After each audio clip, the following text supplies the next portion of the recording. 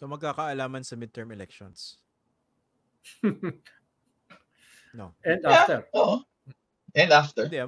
Depende rin kasi dito, sa mga ibang mangyayari pa. Hindi, ang problema ngayon. Sige, maraming moving parts yan, di ba? Pero would you agree, ang pinakamalaking bala ng Marcos administration dito, yung ICC. Kasi dampot yan di ba?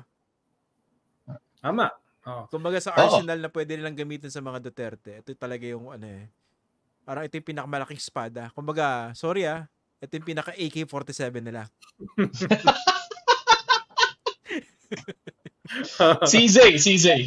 nga. Kinokorek ako Ano raw check. Pero, hindi. Tama yan, no? Yan ang pinakamalaki nilang AK, no? Actually, CZ, hindi siya AK. No? CZ. Sorry po. Pero, kailangan maingat din yung gobyerno dahil pwede rin maging two-edged sword yan. Dahil kung hindi maganda yung kanilang narrative, pwedeng gamitin positibong narrative ni Sara yan. Dahil malamang, hindi pa naman makakasama si Sara sa first wave ng dadamputin Kahit kasama siya sa testimony ni Las Cañas. Hindi pa naman siya. Ibig sabihin ay baka mag-survive siya beyond the midterms. Kaya kung hindi nila aayusin yung narrative diyan sa ICC sa pagkuha kay Digong, pwedeng magamit yan ng mga Duterte para sa kanilang martyrdom. At pwedeng masurvive nila politically yung kanilang existential na threat sa kanila ng ICC.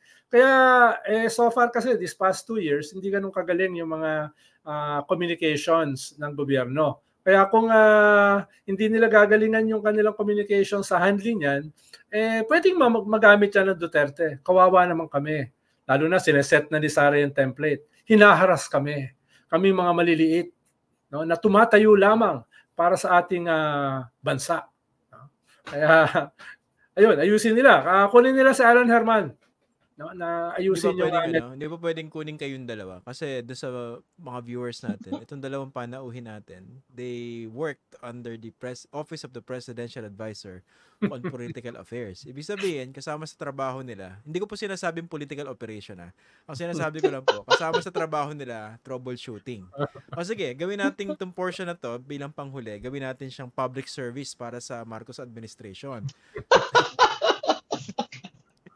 Total, nagtrabaho naman kayo sa ganyang opisina under a different president.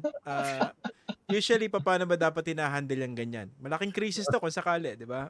Attorney Barry, bilang dating undersecretary ni ex-future senator, paano ba hinahandle yung mga ganyan? Well, una, kailangan ma-anticipate nila kung ano yung mga weaknesses na susubukan i-exploit. Diba? So, halimbawa, diba, pinakamalaking ngayon, bumaha, diba? Bumaha 2 days after kinlaim mo na may 5,500 na flood control projects na na-implement. Malaking yun, diba? Malaking butas. Dapat talaga, yung mga ganong klaseng mga butas, yun ang mga pinapatsyahan na diba, ng administrasyon, diba? Ini-insulate na nila ang sarili nila, meron na silang sagot, nakikita silang merong ginagawa para yung opportunities para dun sa kabila na gamitin yon laban sa kanila, ma-minimize. Pangalawa, kailangan na nilang iset yung magandang, sabi nga ni Sen. Ronald, magandang narrative dun sa mga kanilang impending na mga pinaplano. So, kung halimbawa yan, ICC, kailangan may buong kwento yon, diba? Na hindi lang basta huhulihin, pero meron ka ng buong kwentong itutulak. Meron naman silang social media operations na ginagamit even before the 2022 elections up to the 2022 elections. Kailangan nilang immobilize yun. Kasi last 2 years, wala masyado. Diba?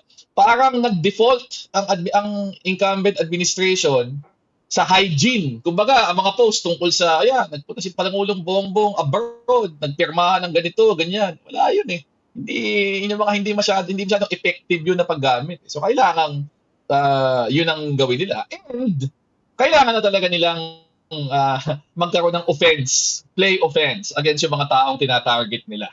Diba? Hindi lang on the level of official action, pero on the level of comms. Although, ako, ang isang reassuring para sa kanila, hindi rin gano'ng kagaling yung kalaban nila so far. Hindi rin na ma-maximize.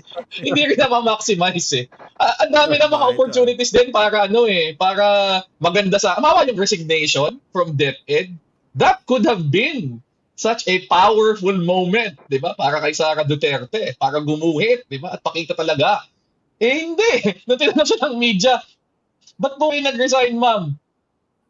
Ayoko muna pag-usapan. Parang mahina eh. Di ba? Hindi articulate. Di ba? So yun, kailangan, well, both sides need to amp up yung kanilang laro, 'di ba? Hindi lang pure power play, pero talagang meron dapat pang back up in terms of yung kwento na lumalabas. Bago natin pasagutin si Senator Ronald Llamas, ang ganda ng dating, no? Senator Ronald Llamas, the standard bearer of the 0.6 movement. Advice ko lang po sa inyong dalawang gentlemen, huwag niyo po masyadong galingan yung advice kasi baka kung yung medyo baba ng konti, ha? Huwag masyadong galingan, ha? Sorry, kasi nagkasama uli kami ni Sec Ronald, boss ko yan dati. Di ba? So parang bumalik sa akin yung konteksto ng dating mga usapan namin na pinag-uusapan, ano ba dapat ang gawin dito? Yan, di ba? Tinodo Ano ba yan? Nanonood minsan walang magawa yung mga taga Malacanang, nanonood sa atin yun. Minsan walang magawa kunwari, ang laki ng sweldo namin, wala kayong magawa ngayon. Manood nga muna tayo sa Fox Stores. Kung masyadong galingan. Okay. Sorry. Senator, yung sagot mo na hindi masyadong magaling. Tama lang. Ang ginagawa lang naman natin dito, dahil hindi naman natin hawak lahat ng impormasyon, tayo ay nanghuhula lang. Nanghuhula lang lamang tayo. At indicative dun sa ating mga hula, ay parang merong 4 na parallel tracks yung administrasyon. No? 4 na parallel tracks laban sa mga Duterte. Yung isa, yung possibility ng impeachment. Yung ikalawa ay yung napag-usapan natin kanina na International Criminal Court na hindi sila makikipag-coordinate pero wala silang magagawa dahil parating ang Interpol. No? At ikatlo ay yung midterm slate. Inaayos na nila yung slate nila at yung makakatapat nila ay ilang mga opposition groups. At yung isa rito ay yung kasama nila sa unit team na I doubt kung makakakompleto ng 6. Dahil sa ngayon, ang natitira na lang si Bongo at si Bato. At si Bongo ay medyo hindi ganun kasolido kay Sara at saka kay Baste. Binabanata ng dalawa. Tapos sa bagay, may isa silang sigurado, si Philip Salvador. Yung kanilang bagong Robin Padilla. No? So yan yung kanilang slate. Yan yung kanilang slate. So ayun yung ikatlong track ng gobyerno. Paano durugin yan? Kung kaya masiro, isiro. Pero at the very least ay isa lang ang makalusot dyan. No? At ikaapat, ito yung ginagawa ni Senator Trillanes. Hindi naman talaga ito officially sa gobyerno. Pero lahat ito ay nagsaserve sa agenda ng gobyerno. Yung kaso ng drugs labang kay Mads Carpio, kay Pulong, kay Paildon, yung kaso ng corruption, kay Bongo, kay Pulong. No? At may mga susunod pa yan dahil sabi ka ni Senator Trillanes, that is just the tip of the iceberg. Sa haba ng 6 na taon at sa laki ng mga resources na naalat ng gobyerno na yan, lalo na sa utang, no? Pinakamalaki in 36 years, ay marami kang pwedeng hanapin na korupsyon. No? Lalo na sa usapin ng Parmali, sa usapin ng DepEd laptops, sa usapin ng mga iba pang mga medical scams during the pandemic. So 4 na major tracks yan.